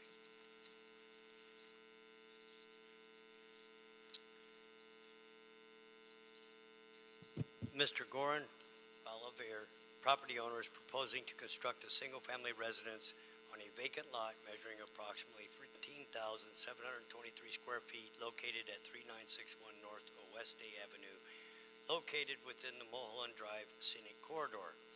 The lot has steep to moderate topography sloping upward from Oeste Avenue to Coldwater Canyon at the rear and west of the property. The proposed single-family residence will have a footprint of approximately 2,323 square feet. Mr. Balavier contacted the Bureau of Street Services regarding the proposed construction. The Bureau informed Mr. Balavier to obtain the services of a Los Angeles Municipal Code-defined tree expert to evaluate the project's impacts to the site's native protected trees. In response to Goran Balavier's inquiry, Mr. Balavier was directed to obtain services of a Los Angeles Municipal Code-defined tree expert to evaluate the subject trees. Mr. Balavier acquired the services of Ms. Ann Burrows, registered consulting arborist, to provide an assessment of the property and to address the proposed project impacts to the protected trees. Mrs. Burrows' site assessment revealed there are 11 native protected trees growing on the property. Per Mrs. Burrows' assessment, 3 coast live oak, Quercus agrifolia trees, numbered 79, 81, and 86, and 4 Southern California walnut, Juglans californica trees, numbered 77, 84, 89, and 278, will be severely impacted by the proposed construction. The trees measuring approximately 9 to 36 inches in cumulative diameter by 15 to 30 feet in height are in fair to poor health. 2 coast live oak trees numbered 79 and 86 are directly adjacent to the footprint of the proposed new residence. 1 Southern California black walnut tree number 77 is growing adjacent to a proposed new drainage culvert and infiltration system. 4 trees numbered 81, 84, 89, and 278 are growing adjacent to the home in an area where required grading and retaining wall construction is needed for the construction of the single-family residence. 3 of the aforementioned trees, number 81, 89, and 278, are in very poor health with very sparse foliage throughout the crowns. The remaining 4, number 78, 85, 88, and 90 native protected trees will be minimally impacted and shall remain in place. The 7 subject trees will be severely impacted by the proposed construction, therefore will require removal in order to construct the new residence. Ms. Ann Burrows recommends that the subject 3 oaks and 4 walnut trees be removed. The remaining 4 protected trees are to be preserved in place during the course of the construction, and protective fencing has already been installed. A Bureau arborist inspected the location on June 23, 2017. The arborist agreed with Mrs. Ann Burrows' tree assessment and recommendation that the removal of the 7 subject protected trees will be required.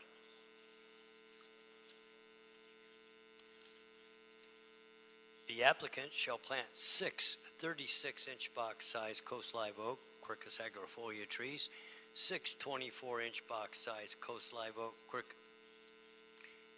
6 24-inch box-size coast live oak trees, and 24 5-gallon container-size California black walnut trees in 4 groups of 4 on site to replace the removed trees. The survival of all subject coast live oak trees and California black walnut trees shall be guaranteed for a period of 3 years by bond. The coast live oak trees and the California black walnut trees shall be provided irrigation for a minimum of at least 1 year after planting. Upon issuance of the protected tree removal permit, the Bureau shall be notified a minimum of 10 days prior to the day the protected tree removal shall occur. The applicant's tree expert shall be on site the day of the tree removal to ensure the proper trees are removed. The Bureau arborist will arrange an on-site meeting with the applicant or their tree expert the day following the protected tree removal. The applicant, in conjunction with the project's landscape architect or tree expert, shall be responsible to ensure the tree removal permits, tree replacement conditions are in compliance. Replacement tree planting shall follow the landscape plan to the fullest extent possible. The Bureau shall be notified no later than 5 days after the completion of the tree replacements. A Bureau arborist will make arrangements to visit the site and approve the tree replacements as being in compliance with the permit conditions within 5 working days of the notification of the planting completion. Mr. Tyson, do you know what I've got the letter from the Mulholland, this is a letter of determination from planning. These are the conditions from the Mulholland Design Review Board? We have the letter from planning, and we also have the letter from Mulholland Design Review. So I'm looking at the one from the Mulholland DRB. It's dated February 2015? It is. Do you know why we're 2 years down the road? I can account for about 6 weeks of it because we couldn't get our documents logged up, but I can't account for more than that. As far as why it took so long to get this to us, I don't know the answers. But the Mulholland Scenic Parkway Specific Plan Project Permit Compliance and Design Review was completed on February 11, 2015, and it states on here the last day to file an appeal is February 26th.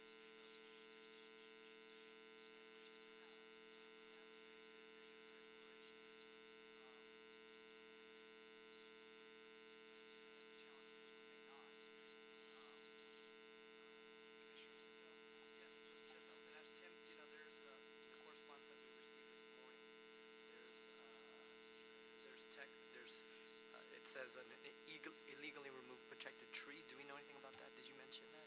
I don't know anything about that, but if we need to go out and reassess the site, we can surely do that. Please, can you do that as well? Yes, absolutely. So I don't want to hold this out too long. Tim, how much time do you need to make a determination as to whether or not any trees were illegally removed? I would say next week would be the best time right now with everything that's happening in the city right now. Yeah, that's true. We've got hundreds and hundreds of tree removal or down tree requests. We have no idea how far this is going to go yet, Yeah. too. The high winds are supposedly going to be back tonight and tomorrow. So I would, 2 weeks from today today's the 6th, that's the 20th? That is correct. And That we're would not be here the Wednesday, and we're 20th. in winter recess, correct. I would let's try this on the 15th, which is a Friday, Tim. Do a favor though. Mr. Campos, you're in touch with the applicant, correct? Yes. Okay. Dr. Campos, you know where we've gotten this email inquiry from the folks, okay? Yes. That couldn't get here today. If you are able to do the assessment and you're ready for the hearing on the 15th, great. Well, it's going to be continued to the 15th, which is a week from Friday. But if you aren't, will you let us know ahead of time so we can let both sides know? Absolutely. Okay. Because you'll know maybe by Monday. Yes.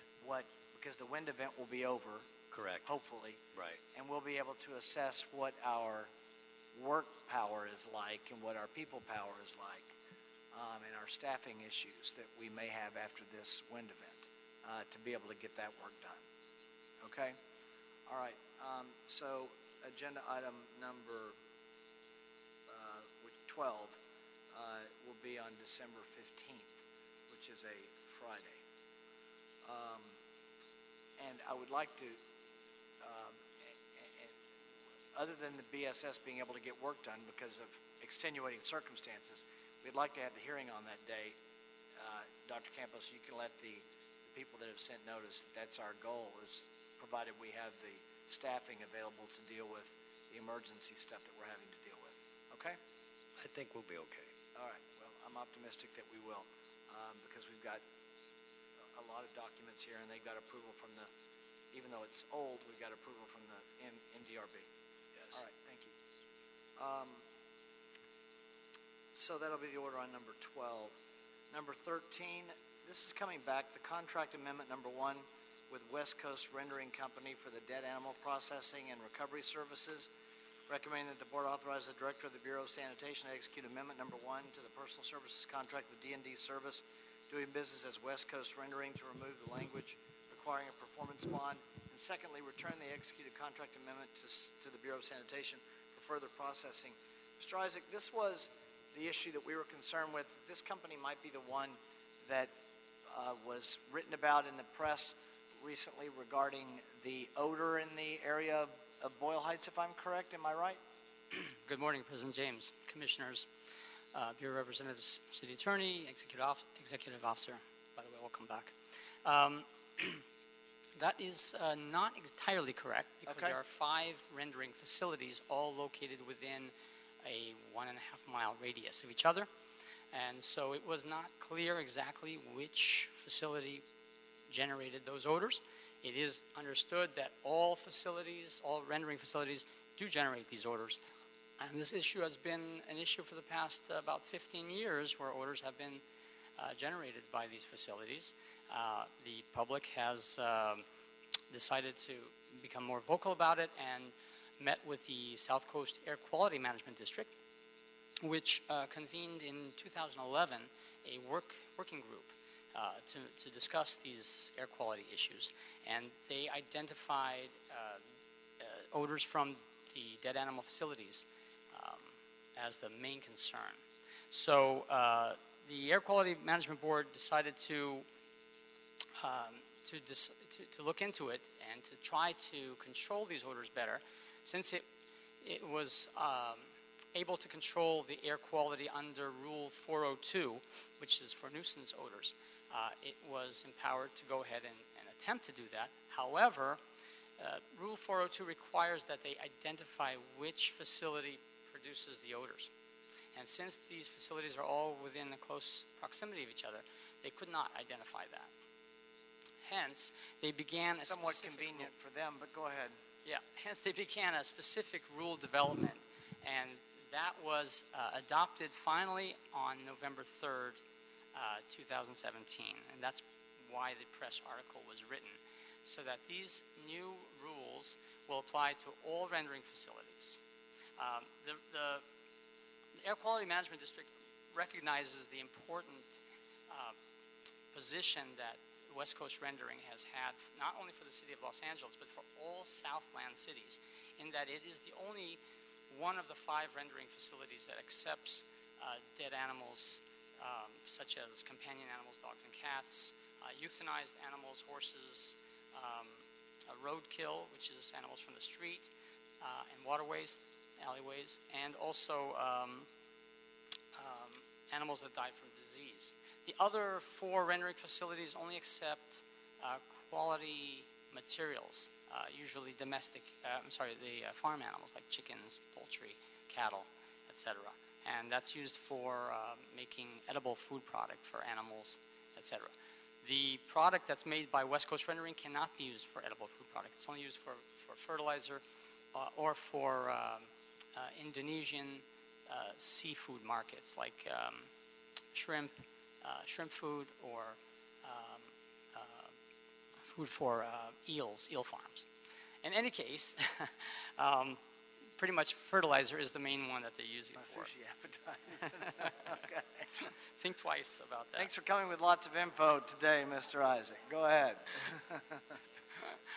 Any case, so AQMD worked with West Coast Rendering in recognizing that it was an old facility back from the 1930s.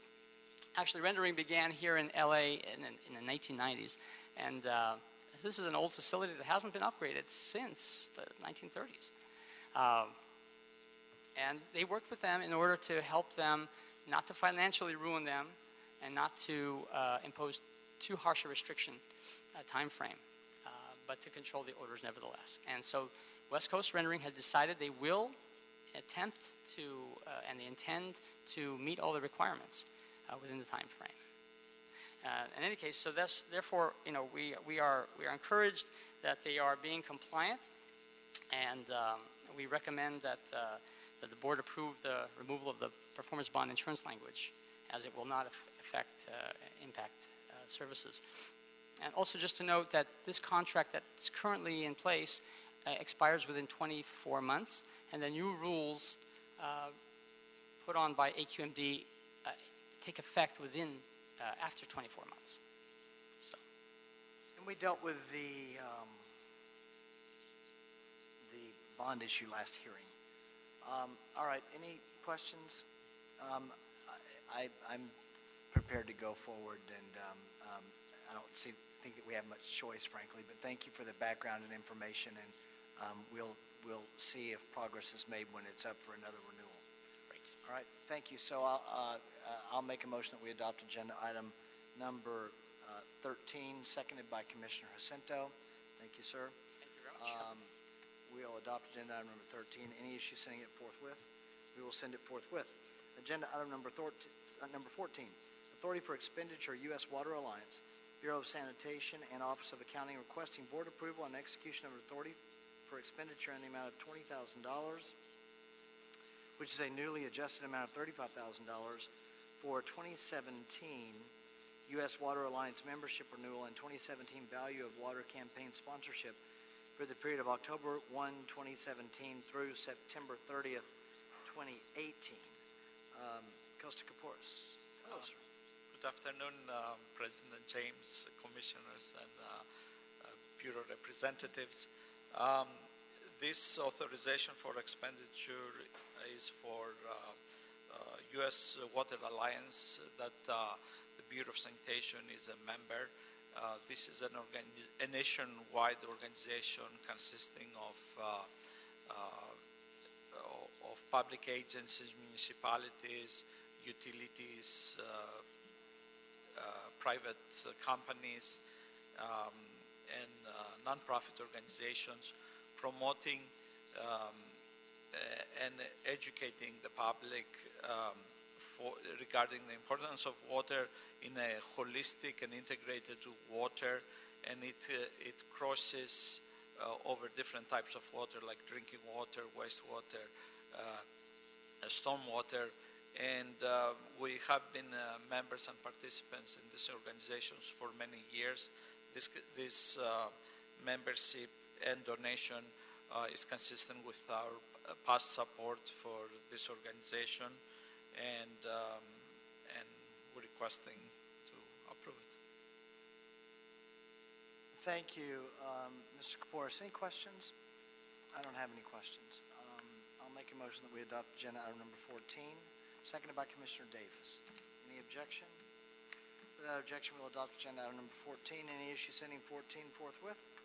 We will send number 14 forthwith. Mr. Tyson, you are here on a quarterly oral report on city trees for the Bureau of Street Services. That is your understanding, correct? Yes, President James. All right. I think that I'm going to miss the holiday party, though.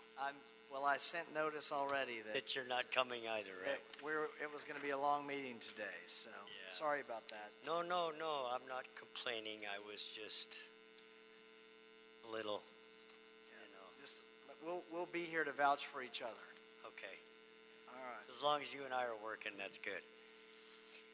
The urban forestry in the last quarter, I want to update from where we did the last quarter. This will be as short as I can make it and yet to the point. The urban forestry has provided chainsaw training to 4 new street maintenance emergency truck operator employees that use chainsaws in their operations. Training consists of the proper personal protective equipment, proper use of chainsaws, and all safety features on chainsaws. Training also includes demonstration and hands-on training and proper chainsaw use. Chainsaw maintenance is very important and included in training using visual, DVD, and hands-on. Our supervisors have also completed sexual harassment training. Bi-weekly tailgate safety meetings are held throughout the year covering various safety topics, and these trainings are conducted and documented by the area supervisors, crew supervisors, and the lead people. Hiring. The division now has 143 employees, with the most recent hires of 5 tree surgeons, 2 tree surgeon assistants, 1 truck operator, and 1 administrative clerk. 2 of the vocational workers have completed their probation and have been promoted to full-time positions as maintenance laborers. The 9 new vocational workers have been assigned citywide, and they are increasing their skill levels and knowledge based on the tree care industry and associated work involved. The division still needs to hire 5 additional positions of Tree Surgeon Supervisor 1 and 13 new tree surgeons.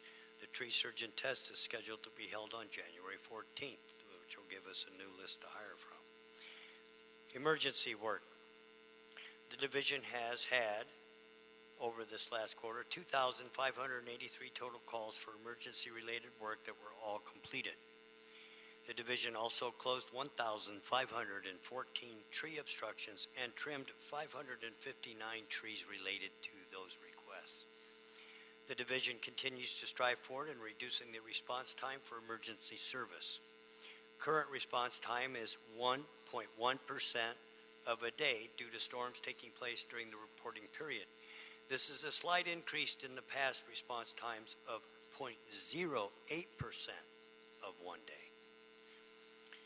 The division has been in the operating green for over the last year, which is in the acceptable response time frame or more with regard to our ComStat figures. Our ComStat figures are how we gauge our response times, and we keep track of how long it takes to actually visit the job the first time, and then actually how long it takes to complete the job. Because like today, we will not be picking up the debris in most cases. We will be cut, stack, and securing the locations so that everyone can be safer until we come back to finish the job. The $1 million on-demand funds. The Urban Forestry Division, or the Bureau of and the Division of Urban Forestry, is continuing to work for all council districts using their on-demand funding for tree trimming. What this fund is $1 million was taken out of the tree trimming contract funding and split evenly amongst the council districts, which are 15, which comes to approximately $66,666 per council district, so that if there's trees not being done on the contract that they would like to have done, then they can have trees done at their own discretion, and we will do that for them. Each council district will have approximately 450 trees trimmed with these funds. An estimated amount of 661,850 of the 1 million has been utilized, and a total of 4,072 trees have been pruned to date at an average cost of $163 a tree. The division is expected to complete the trimming for all council districts by the end of June 2018. Our tree removal crew. In March of 2017, the Urban Forestry Division activated a designated tree crew that focuses strictly on removal of dead and diseased city parkway trees. This crew rotates around the city and works in each council district approximately 2 weeks, then moves to the next. This is to ensure needed tree removals are performed equally citywide. The crew removes the entire tree and stump at the same time, which allows opening up a planting site for city plants to potentially plant a new tree at the location in the future. During this quarter, the crew completed 272 tree removals, and 262 of those 272 trees had their stumps removed. So there are 10 stumps behind for completing the 272. That sometimes that happens at the end of the day. You run out of time to get to the stump. But we will be going back and finishing them. The current sidewalk repair program, Urban Forestry Division is currently working on the following bid packages. Bid Package 5, which site number is 1348, which is at 4027 Verdugo Road. Site number 1329 is located at 725 East 115th Street.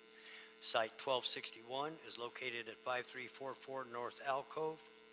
Site number 1284, 5746 North Interceptor. And at site 1316, located at 1139 Redondo Boulevard. Bid Package 18, site number 798, is located at 8838 Cadillac. In summary, there are 135 pending tree replacements. The Bureau of Street Services has removed 69 trees from July 2017 to present. The Urban Forestry Division is watering currently 419 trees citywide for the sidewalk repair program. We actually have an additional 5,000 trees that we're watering that are prior to the sidewalk repair program, and any time that the Bureau plants their own trees for design and build projects, then they come under that 5,000 trees that are being watered that aren't part of the sidewalk repair program. The Bureau of Engineering has planted 139 trees to date. The sidewalk repair partners have planted 213 trees to date. The Urban Forestry Division has issued 145 tree removal permits since July 2017 to present. And access request assessments, the Urban Forestry Division inspected 926 access request locations to date.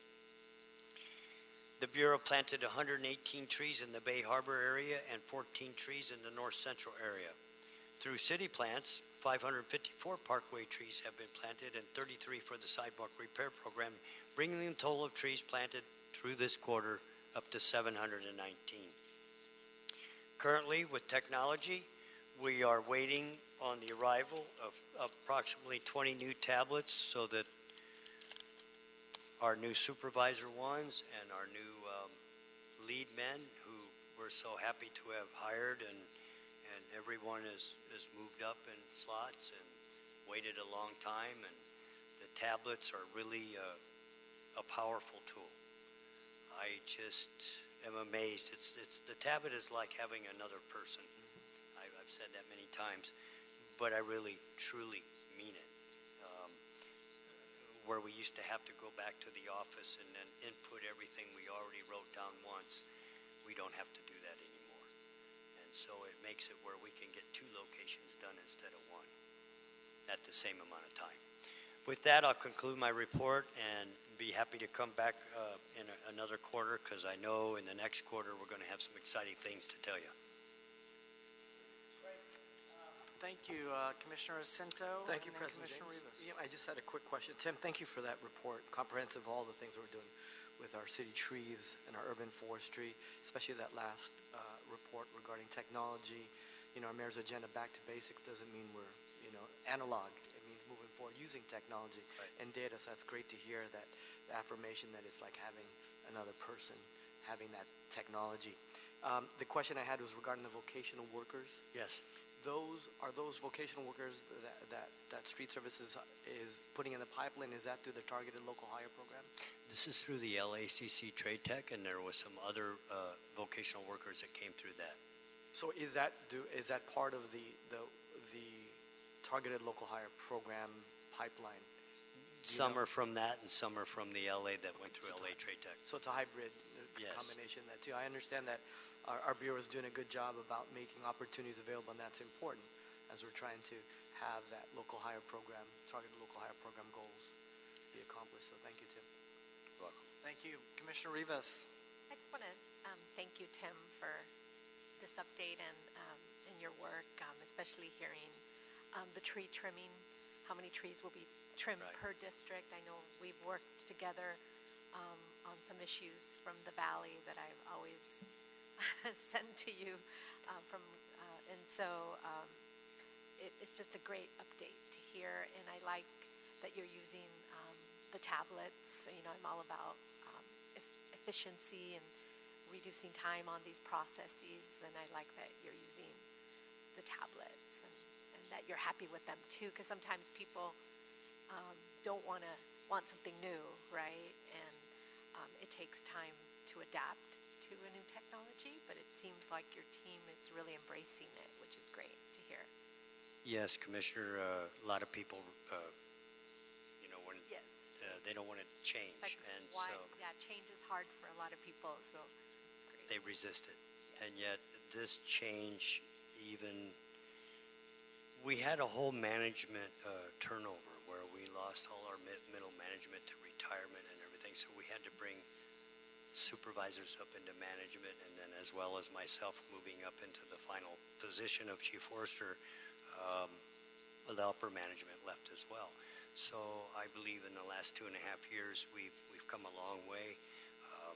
I think that the council commissioners and the councilmen and women are listening to the needs of the constituents, and we're here to say we can do the things that we have said we can do. Give us the opportunity, reinvest back in city forces. Thank you, Tim. Thank you, Tim. I would just echo that. I think that it's been a long road to rebuild urban forestry, and we're not there yet. I have voiced my desires many times that we rebuild our staff and reduce significantly the contracting. We pay more and more for contracting, and we don't have accountability.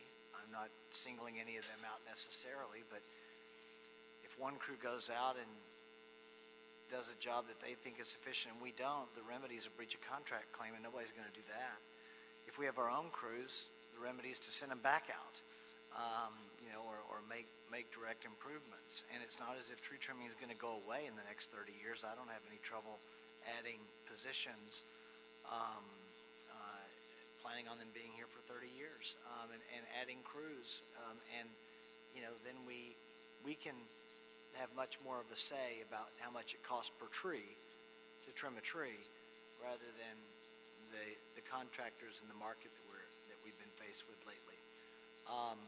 And it also helps us with emergency situations like today, because if you have to get a contractor on a day like today, that's really expensive, and maybe not even available.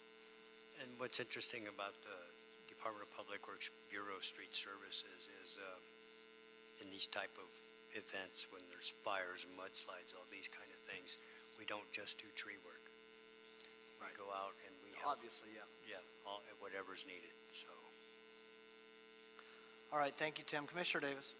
You kind of addressed my issue, which was the discussion we had last quarter about augmenting the existing staff for urban forestry, and how far have we come in terms of talking about it and or responses from council about it. Any word in terms of where we are? How many employees we have right now?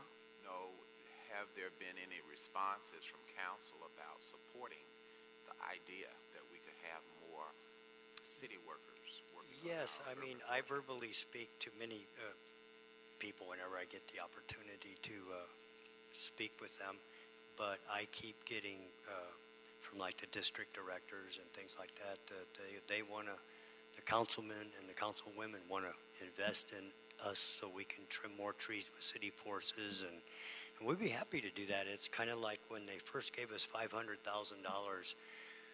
I said to Mr. Lorenzen, whom you all know, I hope he's doing well, I said, why don't they give us some money so I can show them, or we can show them, the Bureau, that we can compete with the contractors' prices and actually do a better job. So hence, since then, we're at $1 million a year, which right now, I don't think, it's $1,100,000 this year, but I don't think we can do much more than that unless we have more employees, because there's only 52 weekends a year, or 50 weekends a year that you can work, and all this work is being done on overtime. So all our crews are working 5 days a week on the normal work for the city, and then on the weekend they come in and they all pull together to do this extra work and do fine trimming and trimming that when we leave, it's like, look what we created for everyone to have, so they have, the quality of life still there. And that kind Is this a part of our budget proposal to expand the existing staff to do that? I understand the allocation of money to do more work with existing staff, but more concerned about the possibility of getting support to add staff to do this work. Absolutely.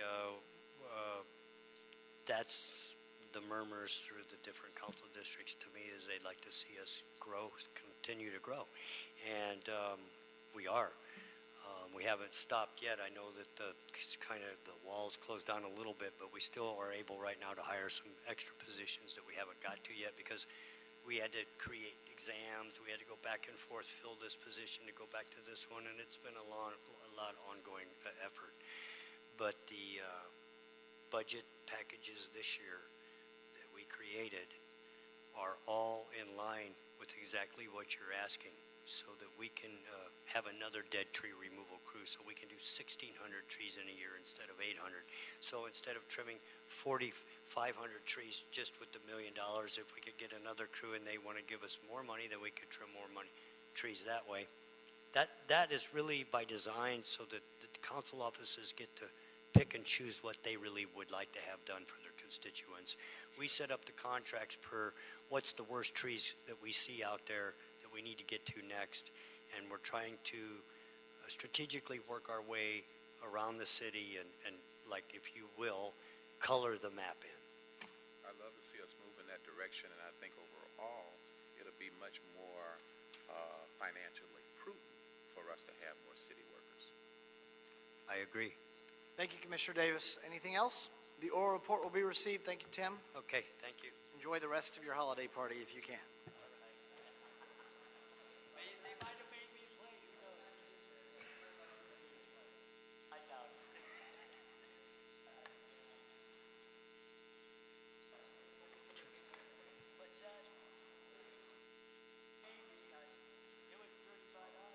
Oh, yeah, have we cleared the desk? Yes, you have. Okay, then we are adjourned.